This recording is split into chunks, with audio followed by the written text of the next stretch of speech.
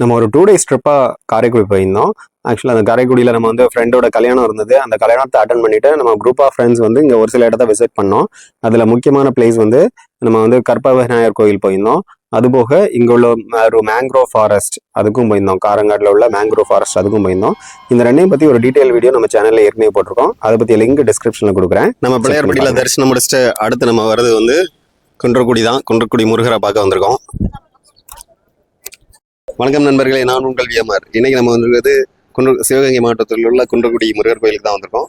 So இந்த கோயிலில் என்னென்ன சிறப்பு இருக்குது, இந்த கோயிலோட வரலாறு, அது எல்லாமே தான் இந்த வீடியோவில் பார்க்க போகிறோம். இந்த குன்றக்குடி கோயிலுக்கு என்ட்ரி ஆகும்போது பார்த்தீங்கன்னா ஒரு பிரம்மாண்டமான ஆர்ச் இருந்தது. அதில் வந்து முருகர், வள்ளி தேவியனோட மயில் வாகனமும் இருந்துச்சு.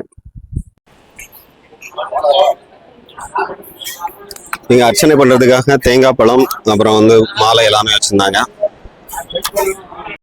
ஸோ அர்ச்சனை செட்டாக வாங்கினோன்னா 50 ரூபா அப்படின்னு போட்டு ஒரு கடையில் வச்சுருந்தாங்க. இந்த குன்றக்குடியில் வந்தோன்னா கீழே பார்த்தீங்கன்னா ஒரு முருகர் ஊஞ்சல் ஆடுற மாதிரி ஒரு முருகர் சன்னதி இருக்குது. ஸோ ஆக்சுவலாக இந்த தளத்தில் பார்த்தீங்கன்னா முருகர் வந்து 6 தலைகளோடும் 12 கைகளோடும் இருக்கிற ஒரு ஸ்தலம் இது. இப்போ இங்கே பார்த்துட்டு நம்ம மேலே மலை ஏற போகலாம். இந்த கோயில் வந்து நடை திறப்பு டைம்.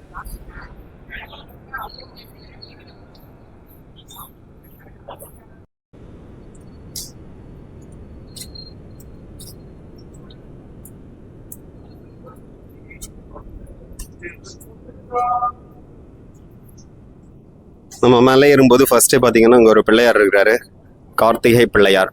ஸோ இவரை வணங்கிட்டு தான் நம்ம மேலே ஏற போகிறோம்.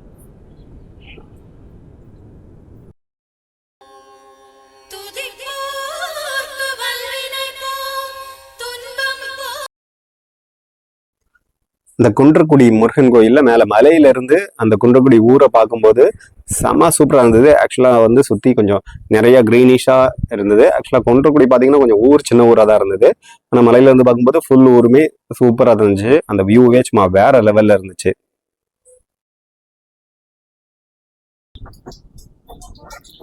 ஸோ அருணகிரீஸ்வரர் வந்து இந்த கோயிலை பற்றி அவரோட இதில் பாடியிருக்காரு. ஸோ அந்த இதுதான் இங்கே எழுதி வச்சுருக்காங்க.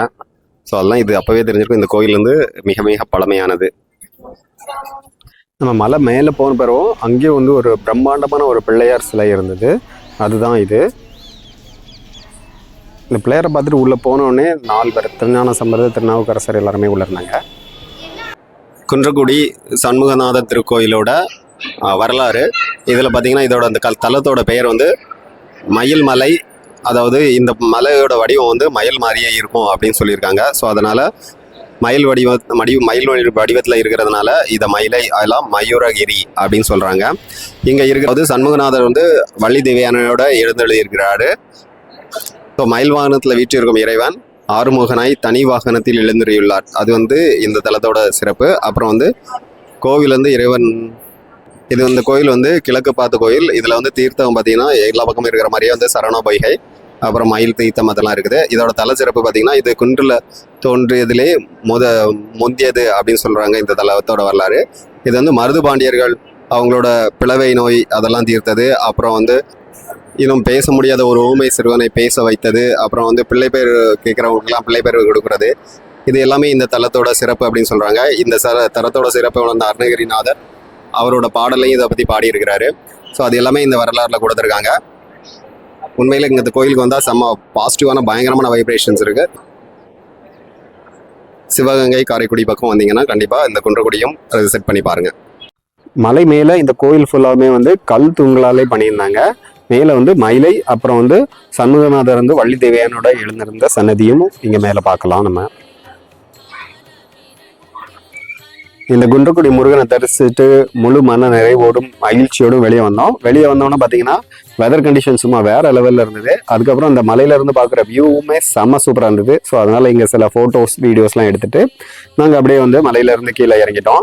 கீழே இறங்கினோடனே அந்த மலையிலேருந்து வெளியே வந்தோடனே கோயிலுக்கு வெளிப்புறத்தில் வந்து சில சின்ன கடைகள் இருந்தது. அதில் வந்து ஒரு சில ஐட்டம்ஸ் வந்து ஷாப்பிங் பண்ணிவிட்டு இந்த குன்றக்குடியிலேருந்து நாங்கள் கிளம்பிட்டோம். இதை தொடர்ந்து நாங்கள் போனது வந்து காரைக்குடி ரயில்வே ஸ்டேஷனுக்கு தான். ஆக்சுவலாக எங்களோட காரைக்குடி ட்ரிப் இதோட முடிவுக்கு வந்துருச்சு. கிட்டத்தட்ட 2 நாள் பயங்கர ஜாலியாக என்ஜாய் பண்ணிட்டோம். ஸோ அதெல்லாம் முடிச்சிட்டு இப்போ வந்து சென்னைக்கு கிளம்பிட்டோம்.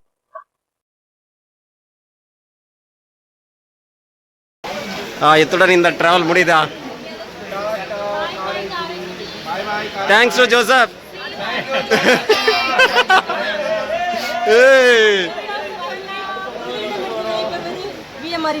ஓ அப்படியா?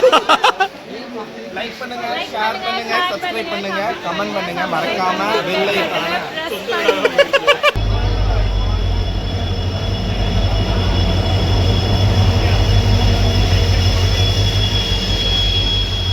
இப்படியாக பல மறக்க முடியாத மெமரிஸோட நம்ம காரைக்குடி பயணம் முடிவுக்கு வந்துருச்சு. ஸோ இதை மாதிரி நிறைய ட்ராவல் ரிலேட்டட், ஃபுட் ரிலேட்டட் வீடியோஸை தொடர்ந்து பார்த்து என்ஜாய் பண்ணால் நம்ம சேனலை திறந்து இருங்க. Will meet you on next video. Until then, bye bye.